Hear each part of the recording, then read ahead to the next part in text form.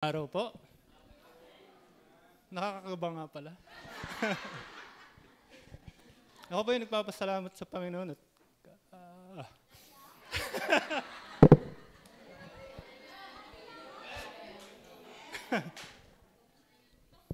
nagpapasalamat po ako dahil dinala yung pamilya ko dito.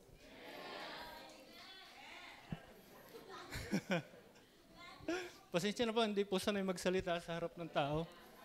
Sa mga katrabaho ko lang po sanay ako.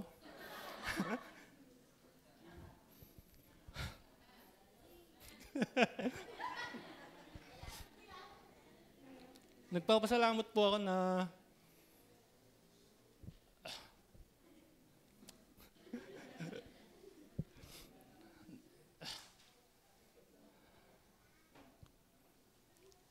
huwag kayong magtahimik.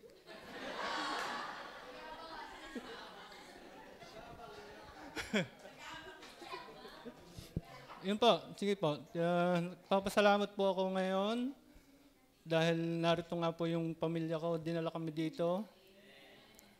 Nakatawa siya. Nagpapasalamat din po ako. Nawawala ang aking... Sa ulado ko na, nawala.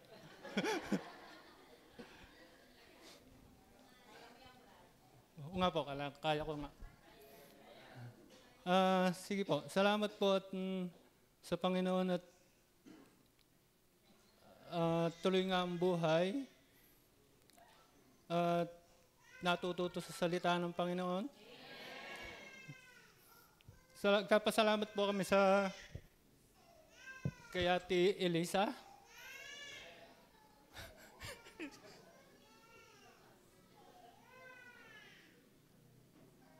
Pasensya na po.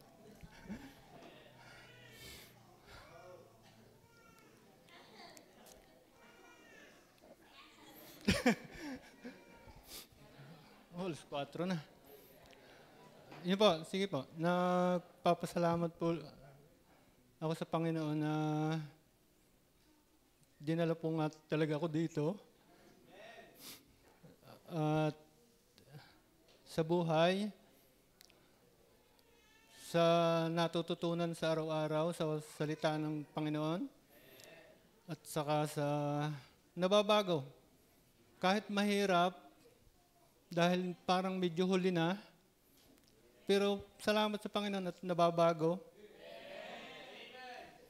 At salamat sa biyaya, kahit na... Sorry po. Kahit na ang buhay pag anong ganyan, tuloy pa rin. Nagpapasalamat ako binigyan ng asawang isang Christian.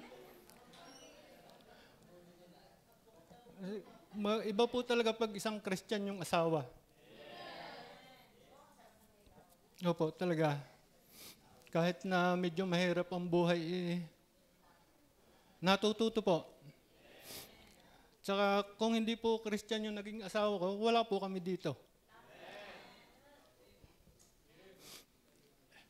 Sorry po.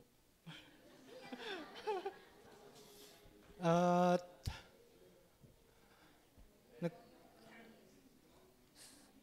sakwang ko pa sana ito sasabihin eh. Sa testimony. Nauna tuloy. Wala na akong masasabi noon.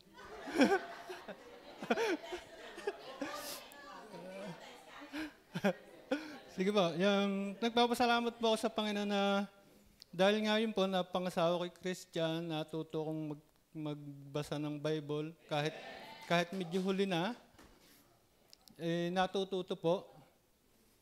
Tsaka sa biyaya po na binibigay sa akin, nakakapag-share po ako sa trabaho, nakakapag-soul-winning na rin, kahit na pakunti-kunti, nakakapag-invite, kahit mahirap po talagang mag-invite, iba po talaga yung sagot, iba talaga yung sinasabi nila, mahirap po talaga. Nararanasan ko na po ngayon Dahil nakakapag-invite na nga. At saka, salamat po sa trabahong binibigay kahit na medyo kulang, pero biyaya ng Panginoon ay napapagkasya nung asawa ko. Siya na ang bahala sa kita, kahit medyo kulang. Na, saka po dun sa trabaho nga po, medyo parang na-blessing po na promote na. Pero mahirap. Sa akin ngayon lahat nagtatanong. Kahit hindi ko alam, di sa engineer na ako nagtatanong. Na-promote po, naging foreman. Yun po ang biyaya ngayon. Kaya nagpapasalamat po na yun ang binigay sa akin ngayon, biyaya. Kahit na mahirap dahil nga no work, no pay, ay maulan ngayon. Pero salamat sa asawa ko na iintindihan niya na biyaya ng Panginoon na nagkaasawa nga na isang Christian. Dahil kung hindi nga Christian, iwala nga po kami ditong mag-anak. Dahil kung isang Katolikong katulad ko na pangasawa ko, kahit ganong katuwid ng daan, mali naman yung patutunguhan. Kaya nagpapasalamat po ako sa Panginoon na siya po yung napangasawa ko. Na kahit na paahon lusong ang daan, tama naman po yung patutunguhan. Kaya yun po, nagpapasalamat sa Panginoon na binibiyayaan. Tsaka yung dalawang anak ko, na hindi sila kahit pag sinabi kong sisimba, ay walang tutol. Talagang ligo agad sila. Pera kay kuya.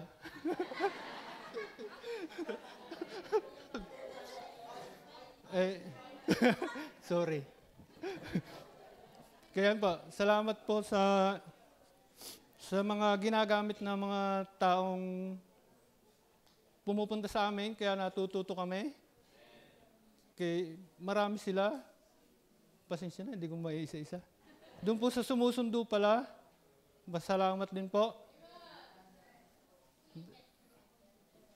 Kaya kami nakakarating dito, kaya salamat sa Panginoon at maayos lagi. Tama na? Salamat po. Ako na lang po ulit. Sa testimony na lang po dadagdag. Salamat po sa Panginoon.